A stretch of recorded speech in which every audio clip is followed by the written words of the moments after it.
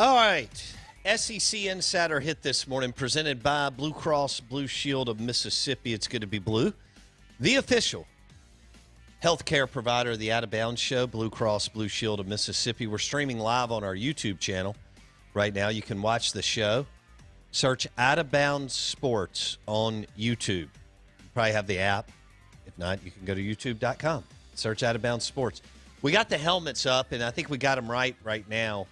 We have Ole Miss and Florida as they'll square off week 1, September 26th. So we've got that rolling. And then Mississippi State and LSU on the set.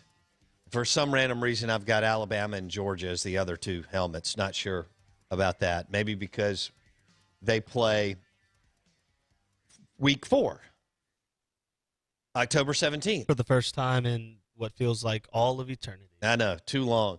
Boy, Bama got a tough draw, didn't they? Missouri? It's a hard knock life. Man, oh man, oh man. Did they give the powers, other than I guess maybe Florida? But they hooked up the powers. You know, Bama plays Missouri, LSU plays Mississippi State. Yeah. Georgia plays Arkansas. What else are you going to ask for? Dang. We talked about it before the A&M plays Vandy. Yeah, we talked about it before the season starts. They weren't going to hurt their best college football playoff people or their best national title contenders in week 1. Huh. They had to give them the preseason games as best they could. Maverick says, I love that Ole Miss is playing their real rival the last game of the season. The NCAA? Oh, no, that would be the LSU Tigers. Somebody else texted in LSU. Ole Miss finally gets to play in December. Ouch. Man, you guys has been a few years. And that was from an Auburn fan. Goodness gracious. Jeremy M. says the Egg Bowl's been Ole Miss's last game for the last 4 years. Not State's. Yeah. Well, that is a good point. Thank you, Jeremy. On the Mississippi Ag John Deere Tractor text line, 601-885-3776. Is it, what is Hogjowl saying here? Wouldn't you agree Arkansas has by far the hardest schedule? Well. Yeah, they're going 1-9, Hogjowl. Oh, will they play Vandy? No, they play Missouri. But it's at Missouri, so it's still a toss-up. Oh, Lord. Do they? I guarantee you when we get Dave Bartu on next to talk about the schedule. Oh, they do play Missouri. Regardless of who we talk about first and we ask him about, his first thing is he's going to make that little weird laugh that he does, and he's going to be like, dude, Arkansas not favored in a single game. And then he's going to laugh, that little cackle that he has. Hey, hilarious. Yeah, he is. Vandy's not going to win a game. Yeah. He said that. He said Arkansas and Vandy in a 10-game SEC schedule might have the two worst potential win opportunities of any team in the history of college football. Arkansas has a much better chance to win a game or two. Vandy, I don't see it. South Carolina, that's the only one, right? At home, week 3. Yeah, I guess at Missouri. Muschamp could screw that up. That's their only two. They have South Carolina and Missouri. Arkansas only has Missouri, in my opinion. That is tough. Like, I don't see Arkansas even beating Tennessee unless they just fall off the map. Pruitt's actually done a decent job there. He has.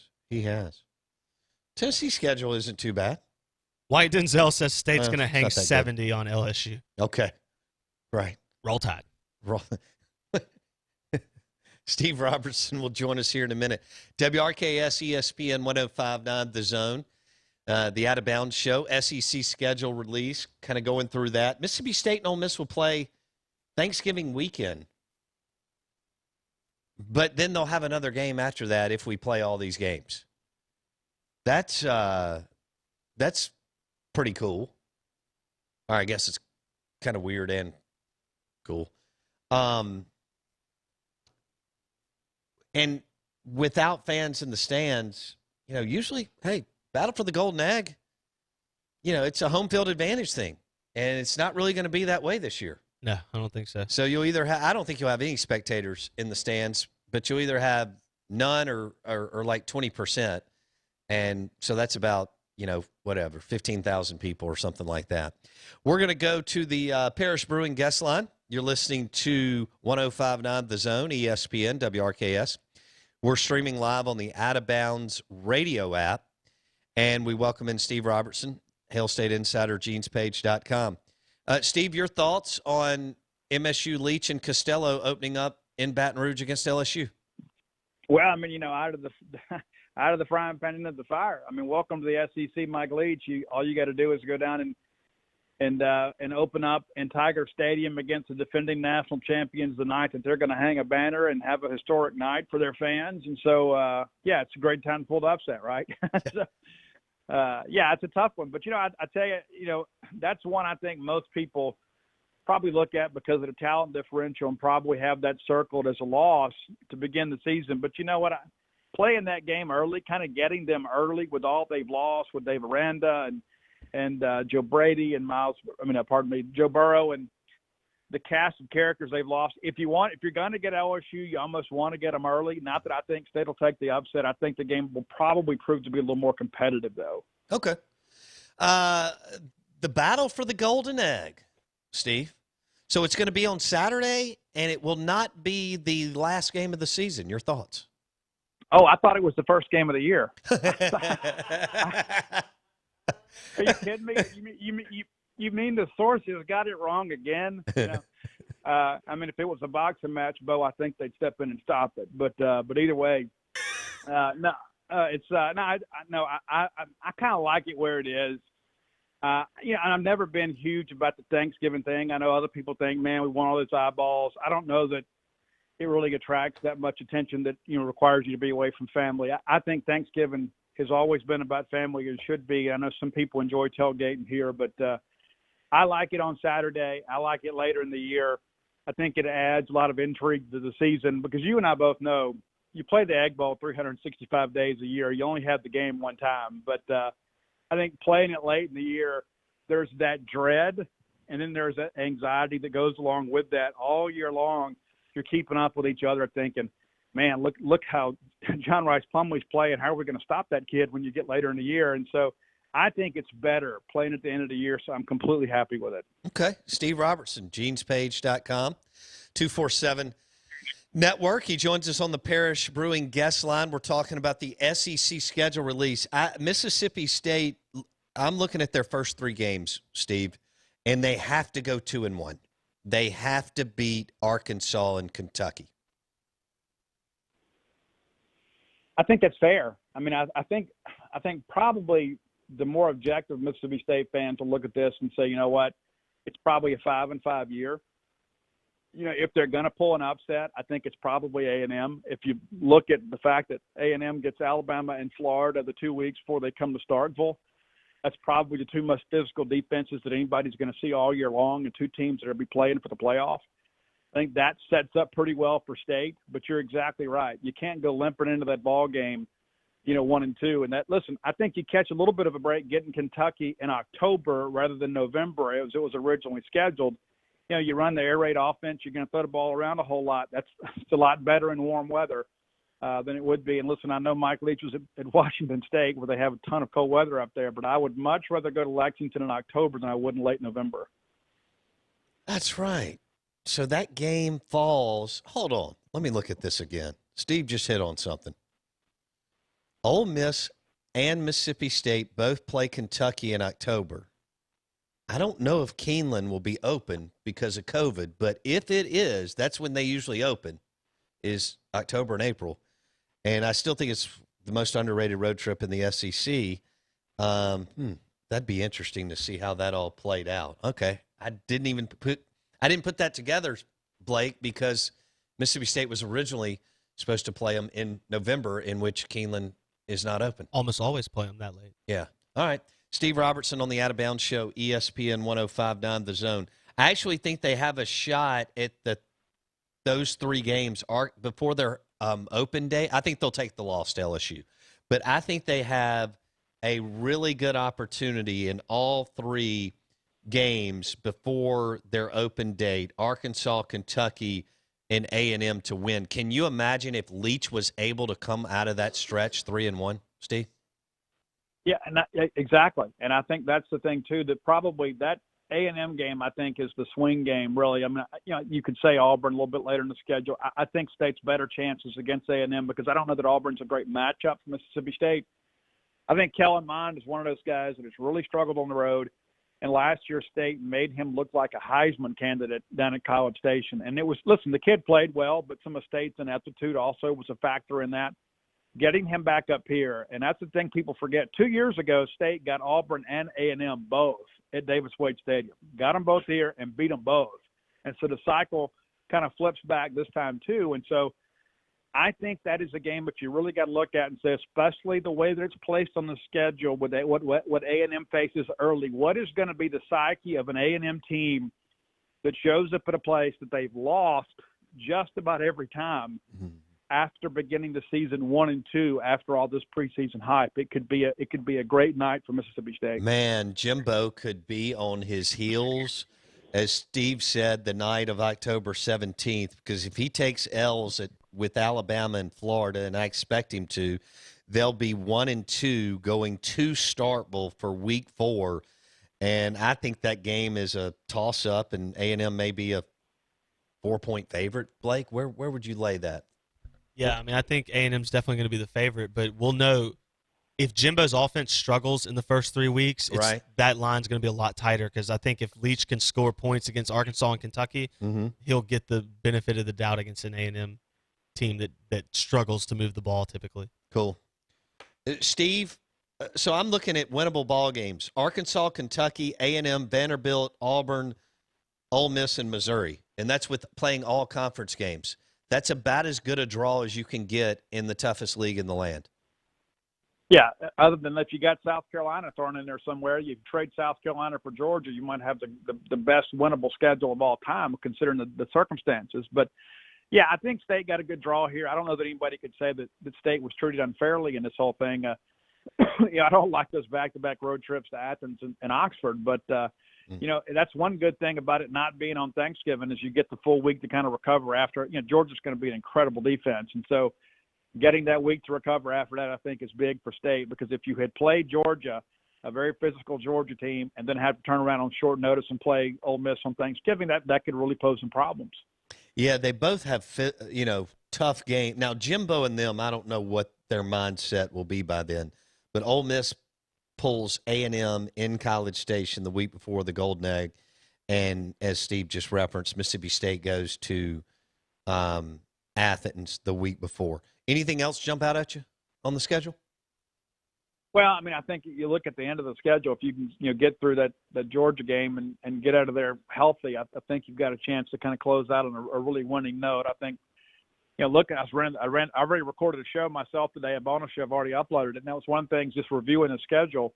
There's a few teams in the league, you look at this and you say, listen, there's not going to be a single game they're favored in. Vanderbilt and Missouri are both, and State draws both of those teams. And then you get the bottom two teams in the West in Arkansas and Ole Miss. I just don't see how anybody that wears maroon and white could say, you know what, we don't have a chance to be 500 better this year. Now, there's no margin for error, mind you, but I think the schedule is as fair as it could be considering you're playing 10 league games. Let's switch gears. Washington State wide receiver Tay Martin looks to transfer.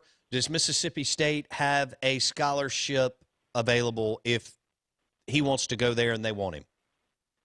They do not. Mississippi State is at 83, and with school starting yesterday, their scholarship roles are locked.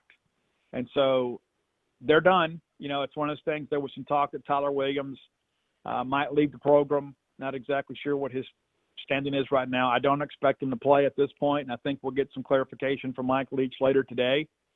But he may opt out, but then remain on scholarship. And so if he had left the program, then perhaps he would have a spot because State has room in the initial counters. You still have room to sign a guy provided you have a scholarship. And when Tyrell Shavers came in, he took the number 83, of course, State down 2 grants because of the Tutorgate sanctions. And that's where that really stings a little bit, because here we are, there's a player in a position of need that would be available as a grad transfer, and you don't have a grant to give him because of the fact you're having to suffer through those sanctions. Wow. All right, so for our listeners, Tay Martin from Washington State, who played for Leach, caught, 1,600 yards, receiving 18 TDs. and was a 3-year player at Washington State. And because of Tutorgate, Mississippi State will not have a scholarship to offer. So the only option would be, and I would think that this is 0%, would be, because he's going to have other offers, would be for him to take a preferred walk-on, right? Yeah, that'd be the only way that would conceivably work out. And listen, I don't know his situation at all. And, you know, when he hit the radar yesterday, people were like, hey, this could work out. And then there was all this, discussion about Tyler Williams, like what his situation with the program. Where does he stand right now? Bring me up to speed on that.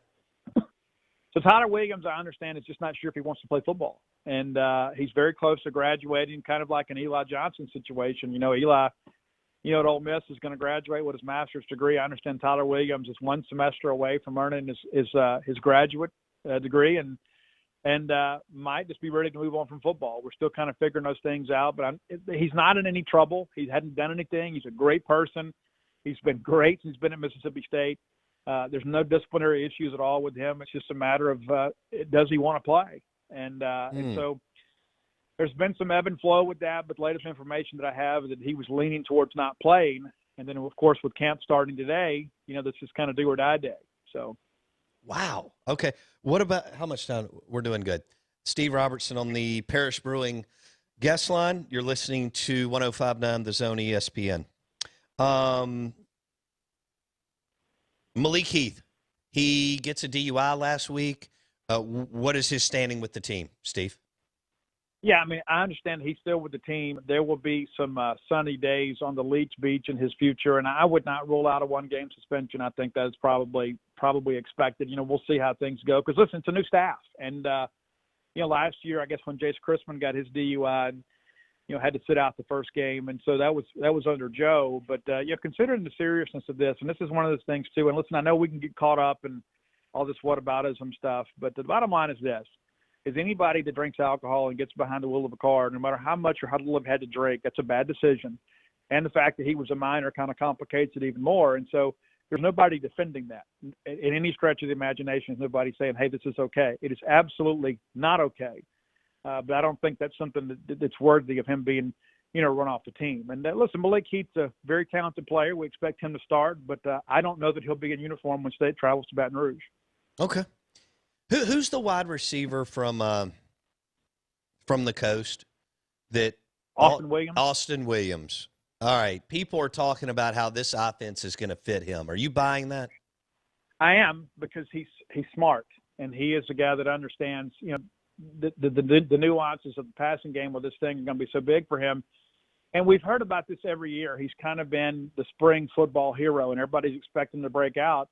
And for some reason last year, he just didn't get a lot of reps. And when he was on the field, he was very productive. And so I think now that State's going to more 4 and 5 wide receiver sets, it kind of pushes him more to the forefront. Because you remember last year, that was the big thing with Joe, is because he didn't want to tip his hand personnel-wise. He kind of, ran the same 3 guys out there over and over and over again.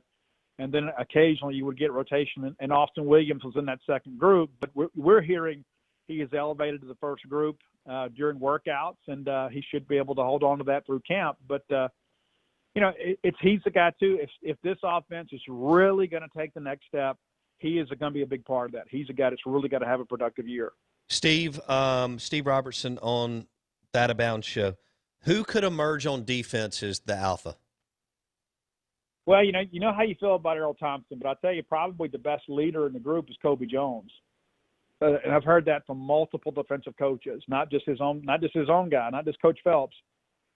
I had Jason Washington and Zach Arnett both kind of mention him as a guy who has been instrumental in things during workouts. And, he's a senior. And so he's a guy that's kind of stepped forward and kind of taken that leadership role. And I think there are a lot of people that will follow Kobe because he does have those natural leading abilities. But he's going to have to be huge for State this year. And he's a guy, listen, it's really the first time he's going to get a chance to start. He played a lot last year, but he has a chance to really be a difference maker in this defense. But I tell you, another guy that everybody you talk to mentions within the first 2 or 3 names is Marcus Murphy. He is the guy. That secondary is going to be rebuilt, but you kind of rebuild it around him. It's a future NFL guy, and people are really excited about his potential. We'll leave it there. Steve Robertson, genespage.com, the Boneyard Podcast, joining us on the Parish Canebrake Brewing guest line. Steve, thanks so much. Appreciate it. See ya. All right, so that's a little bit of an update on the SEC schedule. The battle for the Golden Egg will not be the last game of the year. It will stay on Thanksgiving weekend, but it will be on Saturday, not Thursday. And then Ole Miss will play LSU to wrap up the season, and Mississippi State will play Missouri to wrap up the season. So if we get there, and we all cross our fingers, hope that we get that far down the line and into the schedule, then that's how it will look. That was a good interview. Good interview with Steve. Out of Bounds, ESPN 105.9 The Zone. I do need to make an announcement. Want to wish my daughter, Ella Hall, a happy birthday today. And 17. What in the world happened? Seriously. That's crazy. I know it. So we're going to dinner tonight. Had a fun dinner last night, going to dinner tonight. Looking forward to that. But definitely want to wish Ella Hall a happy birthday. So we're live in the Bank Plus studio, Out of Bounds, ESPN 105.9 The Zone. Is that weird to you that the battle for the Golden Egg was kept on? Those were my two thoughts. I was like, they're either going to move it back the week, or because rivalry weekend is Thanksgiving, they'll just leave them all that week. So, I mean, to me, it never made sense that you would move those games up out of quote-unquote fear you wouldn't have a whole season. That's not how these types of businesses operate. They don't operate out of that. Like, they have contingency plans, but they're going to say, look, we expect to, once we start, we're going. Yeah. And so why would we why are we going to sacrifice that slate of games at the weekend? So we're looking at the future. I like it. Do you know that we're looking at the future of SEC football with this schedule? Do you think we'll play a full 10-game schedule moving forward? I don't think we'll play a full 10 games. Eventually, yes. Some teams are going to buck that pretty hard. Your Arkansas, the back half of the league's going to buck that pretty hard. They're not going to have the votes. I mean, they're going to look at it, and they're going to sell it to their TV. What they're doing right now is showcasing what the future could look like for the networks that are going to bid on SEC football. Yeah, it's going to be a ratings bonanza, coupled with the fact that you have 2 less conferences playing. Right. Well, and really like 6 less conferences when you include FCS and all that. Those are fans, too. Well, they don't count, but listen. But they have fans. They'll watch. Sure they do. Do you realize there are only 39 teams? Yeah. Isn't that remarkable? There's 39 Power 5 teams playing. So here's my deal. Ole Miss could be 3-2. And be like the 35th best team? No. They could be in the top 15. That's true. Mississippi State could be 3-2. No. There's only 39 teams. That's so true. A lot of those teams are going to be 1-4. That's right. You're right. You can be 3-2. If you can get to 3-2, you could be ranked 15th in the country. 5-5 season, you might be in the Sugar Bowl, baby. Let's go. This is incredible. We have 39 teams playing college football. Only 39 teams that will be rolling out, players that could win the Heisman. Why don't we discuss that on the other side? You're taking out 70 teams with players. Well, 40 anyway.